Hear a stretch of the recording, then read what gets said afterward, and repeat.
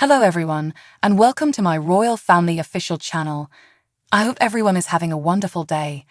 Before we begin, please hit the subscribe button and give this video a thumbs up.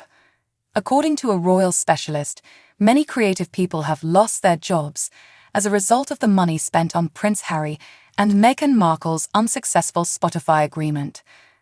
On Palace Confidential, Rebecca English, royal editor of the Daily Mail, discussed how the royal couple's Spotify deal's termination affected many jobs and people.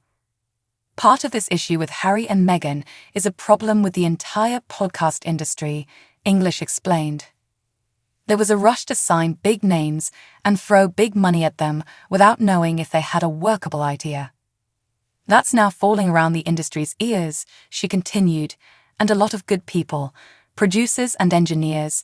These people are losing their jobs, and there's a lot of anger because people like Harry and Meghan with significant amounts of money. So there's quite a lot of bad feeling about it. It was claimed earlier this month that Spotify was planning to cut another 200 positions after the Duke and Duchess audio arrangement failed to generate the promised revenue. Harry, 39, and Meghan, 41, signed a deal with the audio giant in December 2020 that is thought to be worth $20 million. Because of the money lost in the purchase, the streaming behemoth is now laying off a large number of employees. According to a prior source, Harry and Meghan's Artwell media venture did not produce enough content to obtain the whole $20 million sum they agreed to.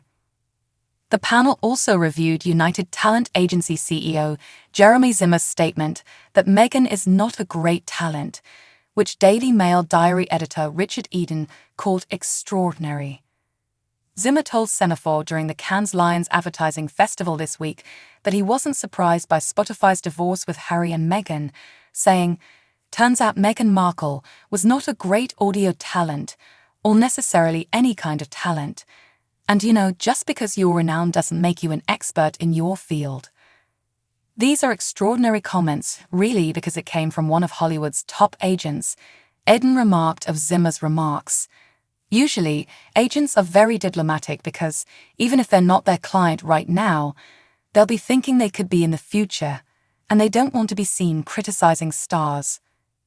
I can imagine it being off-putting to a lot of people if you've got talent agents who are willing to be so rude about you in public," he continued, adding that the criticisms could add a toxic element to their personality. This follows Eden's previous Palace Confidential report, in which she said Spotify executives were horrified by comments Prince Harry made to Oprah Winfrey after signing a multi-million-dollar deal with the firm. During the interview with Winfrey, Harry downplayed the importance of Spotify and a separate agreement with Netflix, saying they were never part of the plan. "That was suggested by somebody else at the point where my family literally cut me off financially, and I had to afford security for us," he added, implying that he was compelled to sign the contracts out of desperation. Bill Simmons, a sports writer and podcaster, also lambasted the couple in the aftermath of the split, stating he once spoke with Harry about podcast ideas and labeled the duo as king grifters in a recent episode of his own audio show. Meanwhile, a recent story claimed that Markle did not conduct the interviews for her Archetypes podcast. According to Pod News, parts of the show's interviews were conducted by members of the Duchess staff, and recordings of her voice asking the questions was afterwards edited in. Since the royal couple's deal with Spotify began 212 years ago, Archetypes, which launched in August last year, was the only production to emerge out of the pact, with only 12 episodes. So what do you guys think about this update? Let me know in the comments below. And if you like my videos, please press like and subscribe for more. I'll see you guys next time.